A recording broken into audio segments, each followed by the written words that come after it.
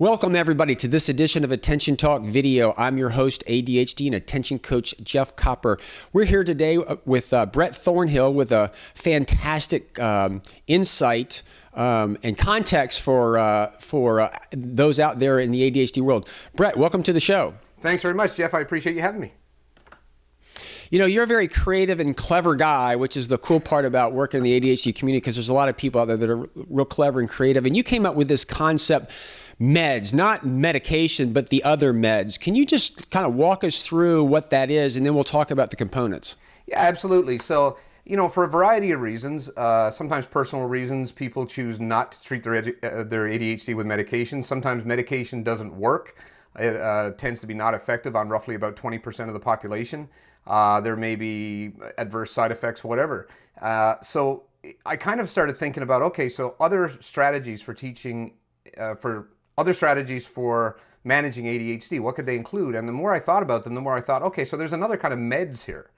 And I created an acronym called the non-medication meds model. And meds stands for mindfulness, exercise, diet, and sleep, which are four, you know, incredibly crucial elements of any ADHD management strategy. You know, it's funny because as you say that, you begin to go out there and look at all the books and all the buzzwords around, and almost anything that's non-stimulant medication, in one sense, falls back into that. I mean, coaching, there's a little bit of, it's not a mindfulness practice, but it's actually pausing and thinking about what you do. And exercise, I've interviewed Dr. John Rady before. That's probably the single greatest thing that a person can do. Sleep is actually really, really important. And diet is really, really important as well, because if the biological mind isn't fueled correctly, then it's not going to work properly. So I just think it's interesting how it all falls into place real nice and neatly into that meds formula. Absolutely. There's no doubt about it. And, you know, even for someone who is able to take traditional stimulant medication, these elements can still play a crucial role in their management strategy, because they will enhance, they will add to the effectiveness of the medication. They can sometimes replace the medication when it may not be convenient to take the medication, or you know, it's a great supplement regardless. And to be honest with you, whether you have ADHD or not, these are four very important elements to leading a productive and happy life, I think. So, well, absolutely. I mean, I don't. When I reflect back on all the experts and everything that I've read, almost everything falls in that. And again, the experts agree across the board. These things are spectacular. Yeah. You know, the one thing about these things is it's there, and you said, you can do, even if you're taking stimulant medications, these things are important.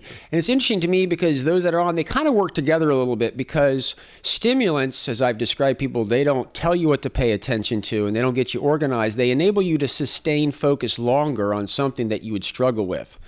And each one of these things I think is really powerful, but meditation, or mindfulness, if you will, you need to sustain focus. Sometimes it can be boring, or exercise can be boring, and sleep can be boring, etc. Sure. So it's one of those things that it's a challenge for those with ADHD to execute these things, because it requires a level of self-regulation and attention. It's good for you, but I think it's interesting because if you take the medications, can help you sustain focus and facilitate those a little bit longer, but still, if you focus hard on it, you don't necessarily have to take the medications for that to work. So I like that as a demarcation. It's a tried and true recipe, but it does take a little bit of effort and discipline to adhere to it, because it's not necessarily the most exciting stuff. You got any thoughts on that? Yeah, absolutely. I mean, and I think, you know, that's where the idea of progress, not perfection, comes in. I mean, when I deal with my clients and we talk about these four elements, mindfulness, exercise, diet, and sleep, I think what I stress to them more than anything else is that you're not striving here to be, you know, a world-class athlete. You're not even striving to be, you know, a fantastic athlete. You're striving to get some exercise. Walking is exercise. You know, you can walk your dogs. You can walk with your spouse. You can walk with your kids. So I think it's a matter of degrees here. And as long as people understand that if you make any progress along either one of these, so if you start to improve your level of mindfulness, if you start to exercise even just a small bit every day, if you start to pay attention to your diet and you start to eliminate, say, simple or you know, reduce and eliminate eventually simple carbs and increase your protein. If you pay attention to your sleep and your sleep hygiene and really kind of think about, and this is where some of these can cross over. If you can be mindful of your sleep, so if you can practice metacognition when it comes to your sleep and your sleep habits and your sleep hygiene, all of these things together any improvement in any of these areas can make a significant difference. And if they're practiced on an ongoing basis, you will get better at them. So what I do tell people is think of this as some sort of an endeavor that you would practice, whether it be public speaking, a sport, a skill of any type. And if you take that mindset and you celebrate and you acknowledge the small gains that you make in these areas, I think we can all improve here.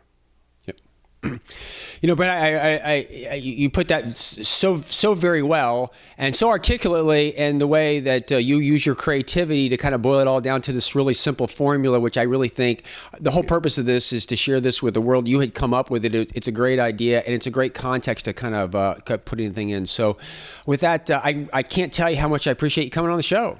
Thanks very much. Again, thanks very much for having me. It's always a pleasure, Jeff. And anytime I can lend a hand or I can offer any sort of insight, I'm happy to do so.